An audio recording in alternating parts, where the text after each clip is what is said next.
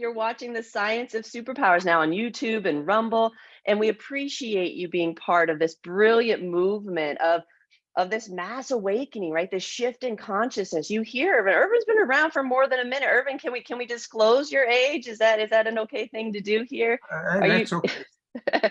So Irvin's in his 90s, folks. You want to talk about dedicating your existence to something so much beyond yourself, right? In his 90s, he's doing interviews, he's writing books, he's making sure this information gets passed through him. And so let that inspire you in this moment. What are you doing in this moment to inform future generations of just what's possible?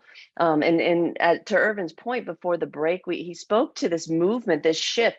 Irvin, I got to tell you, in this work, sometimes you got to kind of have to check yourself, right? To do reality checks and make sure you're not just going crazy and you're not the one making up the stories. And I waffle back and forth between this seems like a tremendous shift in consciousness and throughout history, and yet I'm so incredibly aware of that internal game that we all play. How do we know what's micro, what's macro? Does it matter, right? We teach a lot of using what's going on inside of us at a personal level with what's going in outside of us, right, at a macro level.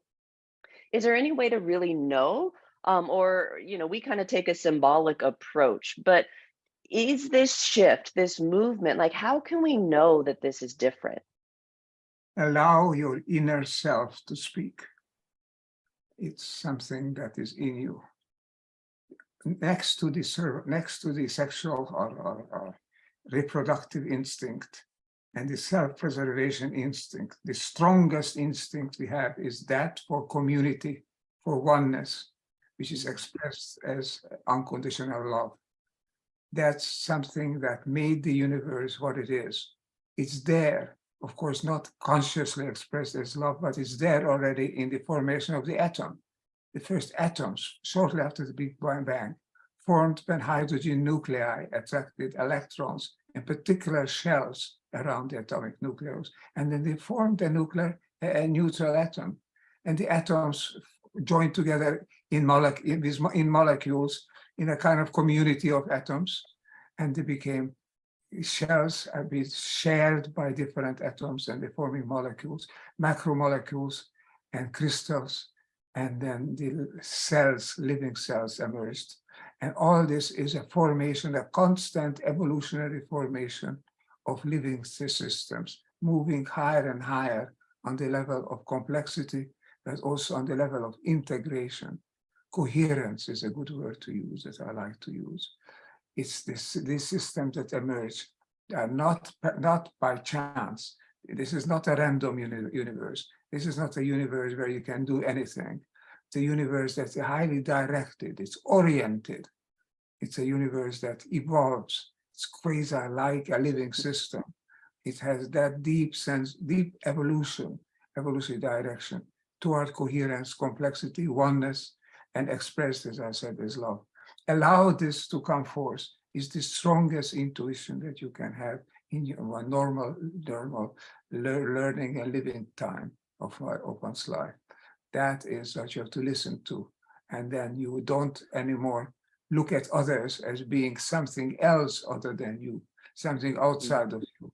You look at yourself, at other people around you as forming a unit, forming a oneness of which you're a part. And that oneness, that largest oneness that we can join, which is the community of life on earth, that is what directs your behavior, your thinking, and your feeling. If you only let it, allow it to happen, and don't overpower it with the short-term satisfactions and interest. Allow your deep sense of who you are come forward and direct your steps. That is the challenge, that is the possibility, and that is the salvation that we have. Beautiful, and that's the invitation, folks. I don't think we can understate what has been done in terms of our conditioning and our programming by removing that very element that Ervin's talking about. When we forget that we are of love, that we are designed that way, the creative design includes this beautiful dance of the energetics of the space in between us, that we are that also. We are the connective energy between us. When we don't remember and don't remember how to identify in that, it's easy for those programs of separation and divisiveness to take hold, right? We can talk about what we think and how we feel, but in our roots, we know who we are and we're connected. And when we remember that, and this idea of oneness, folks, gets real tricky when we don't agree and we don't necessarily like the person that we're sitting next to. But remember this, they are you, you are them. And the concept of oneness is only achieved through your own wholeness. And wholeness requires that you walk through this path that Ervin just spoke to, which is the reconciliation and integration of everyone else as aspects of ourselves. Nothing can be held outside of that.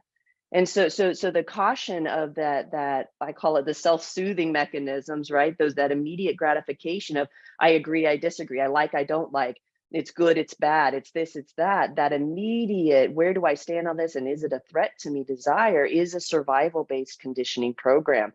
We don't move on while those still take hold of us because they're creating Survival, on our behalf.